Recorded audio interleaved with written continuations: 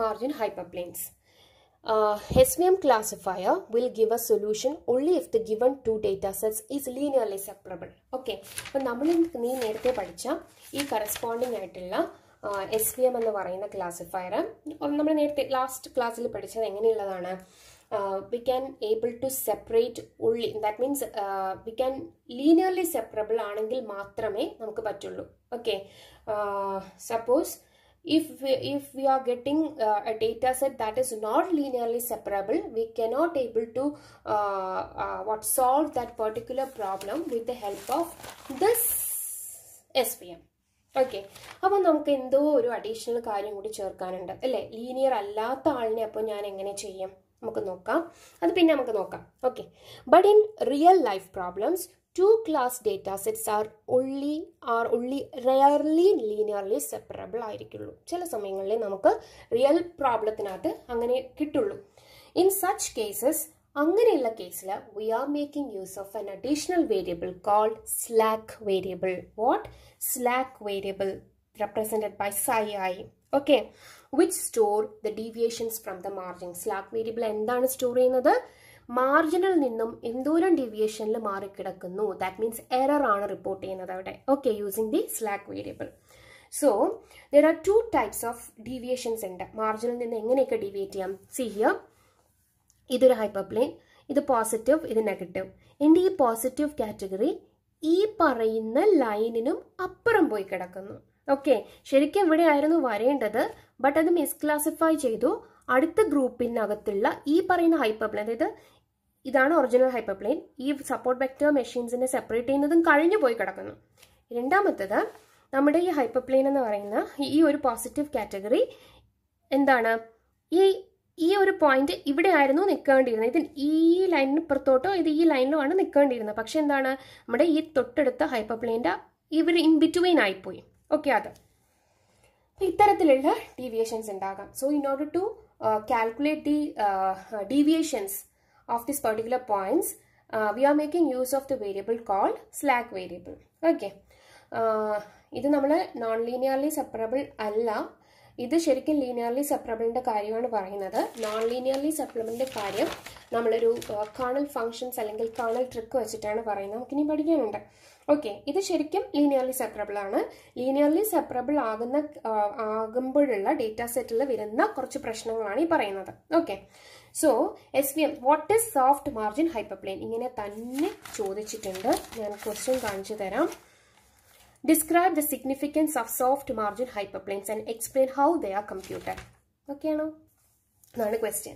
So, in order to include this particular slack variable, we have to reformulate our problem. നമുക്ക് otherwise reform, നമുക്ക് എന്ത് ചെയ്യണം, നമ്മുടെ formula എല്ലാം നമുക്ക് എന്ത് ചെയ്യണം, ഒന്ന് മാറ്റേണ്ടി വരും. നമുക്ക് നോക്കാതെ എങ്ങനെയാണ്. Given a two class linearly separable data set, ഇവിടെയും linearly separable data set തന്നെയാണ് തരുന്നത്, of n points തന്നു. ഓക്കെ, y എന്ന് പറഞ്ഞാൽ എന്താണെന്ന് അറിയാലോ, +1 or -1 ആയിരിക്കും. ഓക്കെ, ഇനി നമ്മൾ എങ്ങനെയായിരിക്കും എടുക്കുന്നത്? We have to find the vectors. അപ്പോൾ ഇവിടെ ഒരു എക്സ്ട്രാ ഒരാളിനെയും കൂടി ഞാൻ കണ്ടുപിടിക്കേണ്ടി വരും.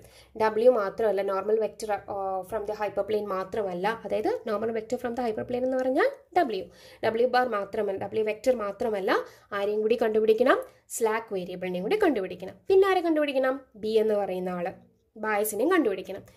ഇപ്പം ഈ പറയുന്ന വെക്റ്റേഴ്സ് എല്ലാം നമ്മൾ കണ്ടുപിടിച്ചിട്ട് ഏത് ഇക്വേഷൻ ഏത് ഇക്വേഷൻ മിനിമൈസ് ചെയ്യുന്ന രീതിയിലുള്ളതായിരിക്കും കണ്ടുപിടിക്കേണ്ടത്. ഇത് മാക്സിമൈസ് ചെയ്യണമെങ്കിൽ എന്തായിരിക്കണം? 2/W I ആയിരിക്കണം. ഇത് മിനിമൈസ് ചെയ്യുന്നതിൻ്റെയാണ്. ഓക്കെ, 1/2 ഈ പറയുന്ന ഇക്വേഷൻ മിനിമൈസ് ചെയ്യുന്ന രീതിയിലുള്ള ഡബ്ല്യൂയും സ്ലാക്കായും ബിയും ആണ് കണ്ടുപിടിക്കേണ്ടത്. 1/2 നിങ്ങൾ തിരിച്ചെഴുതുവാണെങ്കിൽ മാക്സിമൈസ് എന്ന് എഴുതാവും. ഇവിടെ 2/WI എന്നാണ് എഴുതുന്നതെങ്കിൽ ഇവിടെ മാക്സിമൈസ് എഴുതണം. ഇവിടെ ഈ ഇക്വേഷൻ ഞാൻ കൊടുത്തിരിക്കുന്നതാണ് മിനിമൈസ് എഴുതിയത്. Okay, 1/2 WI² plus C into summation I equal to 1 to n slack I. അതായത് ഇപ്പം ഞാൻ കൊടുക്കുന്ന എല്ലാ ഡേറ്റാ പോയിന്റ്സും ഇതേപോലെയുള്ള എറർ വന്നു കഴിഞ്ഞാലോ, അപ്പം 1 to എല്ലാ ഡേറ്റാ പോയിന്റ്സിലും ഞാൻ സ്ലാക്ക് I കണ്ടുപിടിക്കണം. Okay, miss this slack I not psi I. Okay, that is called slack variable. So this is called the misclass. This slack variable and then actually misclassification error. What is this C then? We are multiplying this slack variable with the C. What is C? C is a parameter that decides the trade-off between maximizing the margin and minimizing the mistakes. We have to, at the same time, we have to maximum. നമ്മുടെ margin എന്ത് ചെയ്യണം? നമുക്ക് maximize ചെയ്യണം. അതേപോലെ നമ്മുടെ mistakes, അതായത് slack എന്ന് പറയുന്ന psi എന്ന് പറയുന്ന പോയിന്റ് വേരിയബിൾ അതല്ലാന്നുണ്ടെങ്കിൽ സ്ലാക്ക് വേരിയബിൾ എന്ന് പറയുന്നത് എന്തായിരിക്കണം? നമുക്ക് മിനിമൈസ് ചെയ്ത് കിട്ടുകയും വേണം. അങ്ങനെയുള്ള ഈ ഒരു രണ്ട് ഇതിനെ ഡിസൈഡ് ചെയ്യുന്ന ഒരാളാണ് ആര്? നമ്മുടെ സി എന്ന് പറയുന്ന പാരാമീറ്റർ. ഓക്കെ, ഈ ഫിഗർ നോക്കിക്കേ. ഇതാണ് നമ്മുടെ ഒറിജിനൽ ഹൈപ്പർപ്ലെയിൻ. നമ്മൾ എങ്ങനെയാണ് കിട്ടിയത് നോക്ക്. ആദ്യമേ നമ്മൾ ഒറിജിനൽ ഹൈപ്പർപ്ലെയിൻ അല്ല, ആദ്യമേ നമ്മൾ ഈ പറയുന്ന വെക്റ്റർ നോക്കി സപ്പോർട്ട് വെക്റ്റേഴ്സിനെ കണ്ടുപിടിച്ചു, അതിൽ കൂടി ഒരു ലൈൻ വരച്ചു. നെഗറ്റീവ് സൈഡിലെ സപ്പോർട്ട് വെക്റ്ററിനെ കണ്ടുപിടിച്ചു, അതിൽ കൂടി ഒരു ലൈൻ വരച്ചു. ആൻഡ് ഫൈൻഡ് ഔട്ട് എന്താണ് നമ്മൾ ഹൈപ്പർപ്ലെയിനെ കണ്ടുപിടിച്ചു നമ്മൾ വെച്ചു. ഇതാണ് നമ്മുടെ ഒറിജിനൽ നിന്നുള്ള ബയാസ് എന്ന് പറയുന്നത്. ഒറിജിനൽ നമ്മൾ സെലക്ട് ചെയ്ത ഹൈപ്പർപ്ലെയിനിൽ നിന്ന് ഡീവിയേറ്റ് ചെയ്ത് ഒറിജിനൽ നിന്ന് ഡീവിയേറ്റ് ചെയ്ത് കഴിഞ്ഞ് കിടക്കുന്നു. ഇത് നമ്മുടെ W എന്ന് പറയുന്ന വെക്റ്റർ. ഇതെല്ലാം സപ്പോർട്ട് വെക്റ്റേഴ്സ്. നോക്കാം, ഇവിടെ ഈ ഒരു ഹൈപ്പർപ്ലെയിനിൽ കിടക്കുന്ന സ്ലാക്ക് ഐ എന്ന് പറയുന്നത് എന്താണ്? ഇവിടെ 0 ആണ്. ബിക്കോസ് എന്താണ്? നമ്മുടെ ഈ പോയിന്റ് സപ്പോർട്ട് വെക്ടർ എന്ന് പറഞ്ഞാൽ ഇവിടെയാണ് കിടക്കുന്നത്. That means there is no error. ഇതിന് താഴോട്ടുള്ളതിനോ എറർ ഇല്ല. പക്ഷെ ഇത് കഴിഞ്ഞു പോയാൽ എന്താണ്? ഈ പറയുന്ന ഒറിജിനൽ ഹൈപ്പർപ്ലെയിനും നമ്മുടെ ഈ സപ്പോർട്ട് വെക്ടർ മെഷീനിൽ ഈ ഒരു ഭാഗത്തുള്ള ആളിൻ്റെയും ഇടയിലാണ് നമ്മുടെ ഈ പറയുന്ന പോസിറ്റീവ് പോയിന്റ് മിസ്ക്ലാസിഫൈ ചെയ്ത് കിടക്കുന്നതെങ്കിൽ സ്ലാക്ക് വേരിയബിൾ എന്ന് പറയുന്നത് <1 ആയിരിക്കും. അതേസമയം അപ്പുറം പോയി കിടക്കുവാണെങ്കിൽ സ്ലാക്ക് വേരിയബിൾ എന്തായിരിക്കും? <1 ആയിരിക്കും. അത് അപ്പുറം ഇവിടെ വന്ന് കിടന്നാൽ പോരെ, ഇതിൻ്റെ അപ്പുറം പോകണം. Okay, these are subjects to എന്തൊക്കെയാണ് ഇവിടെ വരുന്നത് നോക്കാം. നമ്മൾ എന്ത് ചെയ്യണോ? കണ്ടുപിടിക്കണം എന്ന് പറഞ്ഞില്ലേ? അതായത് ഈ പറയുന്ന ആളിനെ കണ്ടുപിടിക്കണമെങ്കിൽ W × xi - b എന്ന് പറയുന്നത് ഗ്രേറ്റർ ദാൻ 0 ആണെങ്കിൽ +1, ലെസ് ദാൻ ആണെങ്കിൽ -1 എന്നൊക്കെ പറഞ്ഞിട്ട് രണ്ട് ഇക്വേഷനെ കമ്പൈൻ ചെയ്യുന്ന ഇക്വേഷൻ. ഓക്കെ, ഇവിടെ നമ്മൾ തുടക്കത്തിൽ പഠിച്ചതാണ്. ഇവിടെ പഠിച്ചത് ഈ രണ്ട് ഇക്വേഷനെ നമ്മൾ കമ്പൈൻ ചെയ്ത് ഈ ഇക്വേഷൻ ആക്കുന്നത്. അതാണ് ഇവിടെയും പറയുന്നത്. These are subject to yi × wi × xi - b greater than or equal to 0 where i equal to 1 etc. up to n and slack variable എന്ന് പറയുന്നത് എങ്ങനെയായിരിക്കണം? greater than or equal to 0 ആയിരിക്കണം. where y ന്റെ value എന്താണ്? n points ഉണ്ടെങ്കിൽ n വരെ vary ചെയ്യുന്നു. the hyperplanes given the equation എന്തൊക്കെയായിരിക്കും? ഹൈപ്പർപ്ലെയിൻസിന്റെ ഇക്വേഷൻ എന്താണ്? w × xi - v equal to 1 and w × xi - b equal to -1. This method of finding hyperplane including slack variable, ഇത്തരത്തിലുള്ള method which includes the slack variable കൂടി ഉള്ള നമ്മൾ ഹൈപ്പർപ്ലെയിനെ കണ്ടുപിടിക്കുന്നത് slack വേരിയബിളും കൂടി ഉൾപ്പെടുത്തിയാണെങ്കിൽ അതിനെ നമ്മൾ വിളിക്കുന്ന പേരാണ് എന്ത്? Soft margin hyperplane of the SVM problem എന്ന് വിളിക്കുന്നത്. ഓക്കെ, സോ ഇത്രയും കാര്യങ്ങൾ വേണം എന്തെഴുതാൻ? സ്ലാക്ക് വേരിയബിൾ ചോദിച്ചാൽ എഴുതാനായിട്ട്. സ്ലാക്ക് വേരിയബിൾ അല്ല, soft margin hyperplane. So this method of finding the hyperplane including slack variable is called soft margin hyperplane of the SVM problem. Okay, ഈ figure നല്ല വൃത്തിക്ക് വരച്ചു വെക്കണം. So next our topic is kernel function. ഇതാണ് ഞാൻ നേരത്തെ പറഞ്ഞത്. അതായത് നമ്മുടെ ലീനിയർലി സെപ്പറബിൾ അല്ല എന്നുണ്ടെങ്കിൽ നമ്മൾ എന്ത് ചെയ്യും? അപ്പോൾ ലീനിയർലി സെപ്പറബിൾ അല്ലാതെ ഇത്തരത്തിലുള്ള ഒരു ഡേറ്റാ സെറ്റാണ് നമ്മുടെ കയ്യിലിരിക്കുന്നതെങ്കിൽ നമുക്ക് എങ്ങനെ പോയാലും അത് ലീനിയറായിട്ട് സെപ്പറേറ്റ് ചെയ്യാൻ പറ്റില്ല. ഇതെന്ന് പറഞ്ഞൊരു 2 ഡയമെൻഷനാണ്. നമ്മൾ ഈ 2 ഡയമെൻഷനിൽ കിടക്കുന്ന ഡേറ്റ പോയിന്റ്സിനെ നമ്മൾ 3 ഡയമെൻഷനകത്തേക്ക് റെപ്രസെൻറ്റ് ചെയ്താൽ ശരിക്കും നമ്മുടെ പോയിന്റ്സ് 3 ഡയമെൻഷനിൽ എടുക്കുമ്പോൾ ഇങ്ങനെയായിരിക്കും കിടക്കുന്നത്. ഈ ഒരു പോയിന്റിനെയാണ് നമ്മൾ ഇങ്ങനെ കാണുന്നത്. ഓക്കെ, 3 ഡയമെൻഷനിലേക്ക് ആക്കി കഴിഞ്ഞാൽ, ഹയർ ഡയമെൻഷനത്തേക്ക് ആക്കി കഴിഞ്ഞാൽ നമുക്ക് എന്ത് ചെയ്യാൻ പറ്റും? ലീനിയർലി സെപ്പറേറ്റ് ചെയ്യാൻ പറ്റും. അപ്പോൾ ഹയർ ഡയമെൻഷനത്തേക്ക് മാറ്റാൻ വേണ്ടിയിട്ട് നമ്മൾ യൂസ് ചെയ്യുന്ന ഫംഗ്ഷനാണ് kernel function. Okay, so SVM algorithm uses a set of mathematical calculations that are defined as the kernel. Okay, SVM algorithm are using a kind of a mathematical function that in order to translate a low dimension data points to high dimensional data points like മാറ്റാനായിട്ട്. A function is said to be kernel function. It is in the form kernel. ആ പോയിന്റ്സിനെ ഞാൻ കേർണലിനകത്തേക്ക് ഈ പറയുന്ന ഫംഗ്ഷനകത്തേക്ക് represent ചെയ്യും. Where x and y are the n-dimensional vectors, they have special properties ഉണ്ടായിരിക്കും. These functions are used to obtain some SVM-like classifiers for two-class data sets that are not linearly separable. So, these kernel functions are used to obtain some SVM-like classifiers. SVM poleilla classifiers. For example, two-class data sets. Suppose if the two-class data sets are not linearly separable, അങ്ങനെയുള്ളതിനകത്ത് നമ്മൾ എന്ത് ചെയ്യും? Kernel functions use ചെയ്യേണ്ടി വരും. എന്തിനാണ്?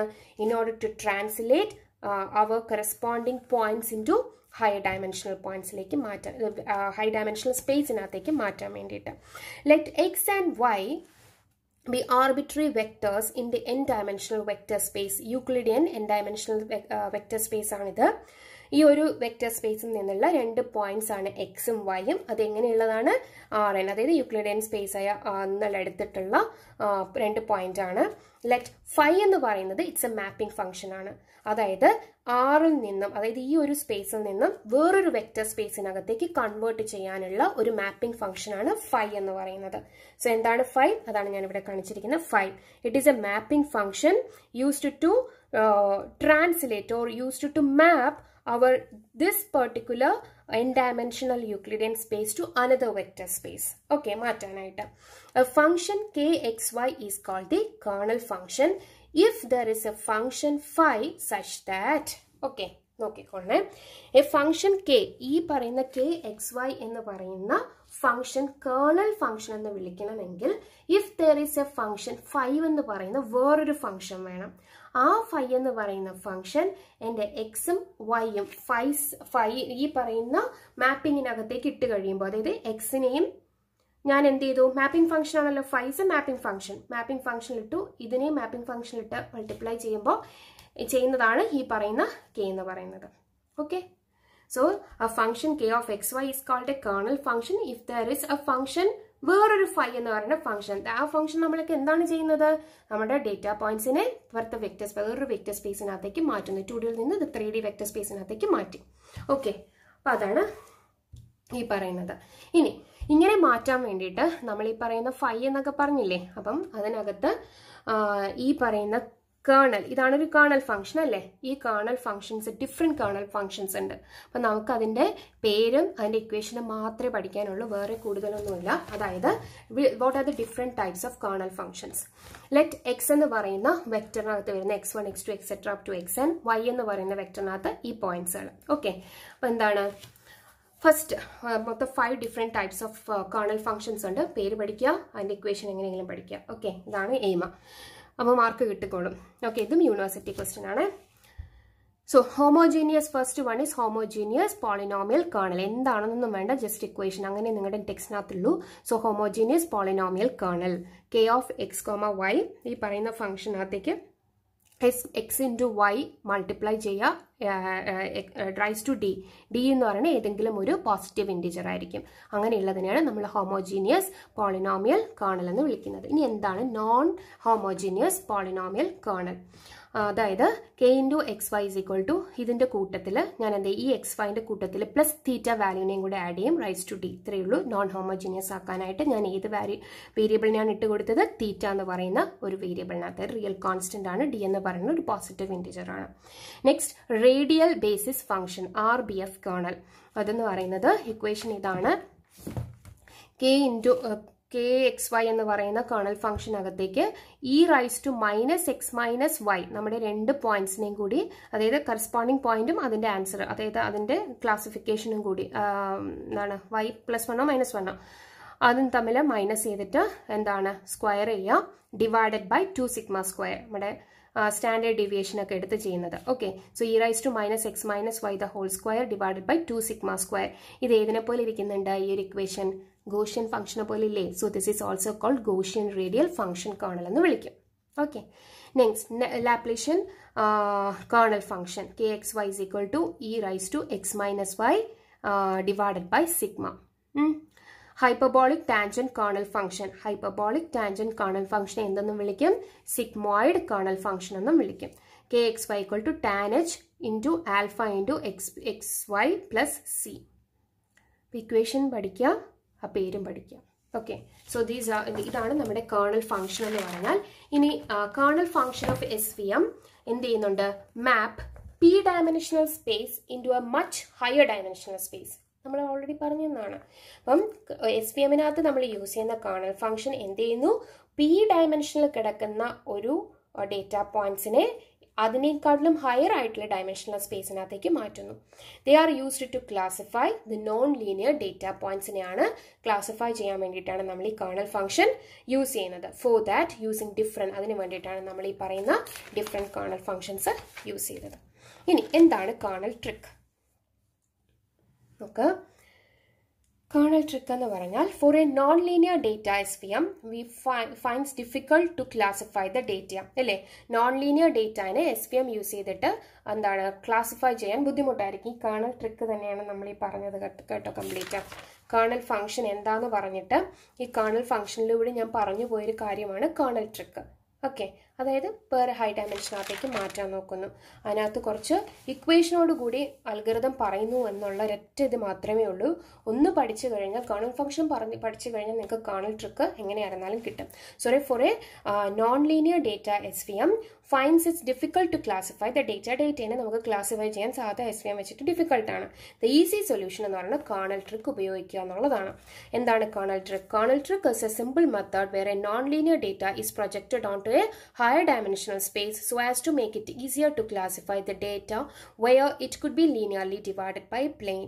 This is mathematically achieved by Lagrangian formula using Lagrangian multiplier. Okay,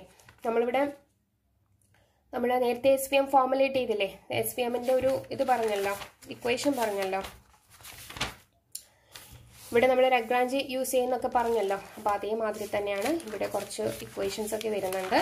അതിനെ പറ്റിയിട്ടാണ് പറയുന്നത്. So kernel trick we already discussed in the kernel function. What is kernel function? Using there are different types of the kernel function. Inside the kernel function we are making use of this kernel trick. What is kernel trick? Kernel trick is used if our data set is not linearly separable. In such cases we are using this kernel trick. Okay, so in order to perform mathematical calculations for the kernel trick we are making use of again the same thing, Lagrangian formula. How? Using the Lagrangian multiplier. So we have to select an appropriate kernel function. ഇപ്പോൾ kernel trick use ചെയ്യണമെങ്കിൽ ആര് വേണം? kernel function വേണം. നമ്മൾ ഇവിടെ പഠിച്ച kernel functions ആണ് use ചെയ്യുന്നത്. ഏതെങ്കിലും ഒരു kernel functions നിങ്ങൾ യൂസ് ചെയ്യാം. Solve the optimization problem by replacing each inner product xy. നമ്മുടെ ഓരോ സമയത്തും നമ്മൾ ഒപ്റ്റിമൈസേഷൻ പ്രോബ്ലം ആണ് ഹൈപ്പർപ്ലെയിൻ മാക്സിമൈസ് ചെയ്തിട്ടുള്ള ഒരാളിനെ വേണം നമുക്ക്, മാർജിൻ മാക്സിമൈസ് ചെയ്തിട്ടുള്ള ഒരാളിനെ വേണം നമുക്ക് ചൂസ് ചെയ്യാം. Solve the optimisation problem by replacing each inner product XY. Solve the optimization problem by replacing each inner product XY by ഓരോ പോയിന്റ്സിനെ ഞാൻ ഈ പറയുന്ന ഫംഗ്ഷൻസ് കൊടുക്കും. ഓക്കെ, എന്നിട്ട് formulating classified functions for the SVM problem using the inner products of the unclassified data x and input vectors x. Okay, അതായത് നമുക്ക് ഇനി three dimensional സ്പേസിലേക്കായിരിക്കും മാറ്റേണ്ടത്. അപ്പം അതിനെ മാറ്റാൻ വേണ്ടിയിട്ട് നമ്മൾ Z എന്ന് പറയുന്ന വേറൊരു വേരിയബിളിനെയും കൂടി നമ്മൾ കൺസിഡർ ചെയ്യുന്നുണ്ട്. ഓക്കെ, അപ്പോൾ അതിനു വേണ്ടിയിട്ട് നമ്മളൊരു അൺക്ലാസിഫൈഡ് ഡേറ്റയാണ് നമ്മളിവിടെ XZ ആയിട്ട് എടുക്കുന്നത്. നമുക്കൊരു 2 ഡയമെൻഷൻ അല്ലെങ്കിൽ ആയിട്ടിരിക്കുന്ന ഒരാളിനെ നമ്മൾ വേറൊരു 3D സ്പേസിലേക്ക് മാറ്റാൻ പോകുമ്പോൾ we have to make use of another variable that is unclassified ആയിട്ടുള്ള ഒരു ഡേറ്റ യൂസ് ചെയ്യണം, Z എന്ന് പറയുന്നത്. So formulating classified functions for the SVM problem. Okay, നമുക്ക് SVMനെ പോലെ ആക്കുകയും വേണം, അതേസമയം നോൺ ലീനിയർ ആയിട്ട് കിടക്കുന്ന ഒരാളിനെ നോൺ ലീനിയർ ആയിട്ട് കിടക്കുന്നത് കാരണം SVM വെച്ചിട്ടൊട്ട് പറ്റത്തുമില്ല. അതേസമയം SVM വെച്ചിട്ട് തന്നെ ആ ഒരു ഇക്വേഷനിലൂടെ തന്നെയാണ് നമ്മൾ പോകുന്നത്. എക്സെപ്റ്റ് ഒരു കുഞ്ഞ് ചേഞ്ചസ് എന്താക്കണം, നമുക്ക് സ്പേസ് മാറ്റണം അല്ലേ, ഡയമെൻഷൻ മാറ്റി കൊടുക്കണം.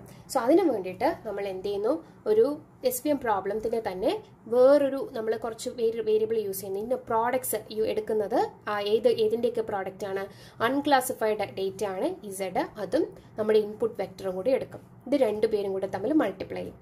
Okay, replace each X, Z, X ഇതാണ് എടുക്കുന്നത്. അതിനെയാണ് ഈ പറയുന്നതിനെ നമ്മൾ ഏതിനകത്ത് ഇട്ട് കൊടുക്കും? നമ്മുടെ ഈ പറയുന്ന കേർണൽ ഫംഗ്ഷനകത്ത് ഇട്ട് കൊടുക്കും. അങ്ങനെയാണ് നമുക്ക് പുതിയ ക്ലാസിഫയർ ഫംഗ്ഷന് കിട്ടുന്നത്. ഓക്കെ, അപ്പം വേറെ ഒരു ചേഞ്ചും ഇല്ല. നിങ്ങൾ SVMന്റെ നമ്മുടെ ആ ഇക്വേഷൻ ആ ഒരു അൽഗോരിതം പഠിച്ചിട്ടുണ്ടെങ്കിൽ ഇത് ചെയ്യാൻ എളുപ്പമാണ്. ഫസ്റ്റ് എന്താണ് ചെയ്യുന്നത്? ലഗ്രാഞ്ചി മൾട്ടിപ്ലയർ നമുക്ക് കണ്ടുപിടിക്കണം. എഫിഷ്യൻ്റ് ആയിട്ടുള്ള ലഗ്രാഞ്ചി മൾട്ടിപ്ലയറിനെ കണ്ടുപിടിക്കും. അത് എങ്ങനെയായിരിക്കണം? മാക്സിമൈസ് ചെയ്തിരിക്കണം. ഫൈ ഓഫ് ആൽഫ എന്ന് പറയുന്ന വെക്ടറിനെ മാക്സിമൈസ് ചെയ്തിട്ടുള്ള ഒരു എന്താണ് ഈ ഇക്വേഷൻ ആണ് നമ്മൾ എടുക്കേണ്ടത്. നമ്മൾ പറഞ്ഞതല്ലേ ഇത് ആൽഫ I - 1/2 ഈ ഒരു ഇക്വേഷൻ എടുത്ത് മാക്സിമൈസ് ചെയ്തു. ഇത് നമുക്ക് ഈ പറയുന്ന ആൽഫ I YI എന്ന് പറയുന്നത് മൾട്ടിപ്ലൈ, അതായത് ഇത് കംപ്ലീറ്റ് എടുക്കുമ്പോൾ 0 ആയിരിക്കണം കിട്ടേണ്ടത്. ഇതാണ് ഒരു കണ്ടീഷൻ അവർ പറയുന്നത്.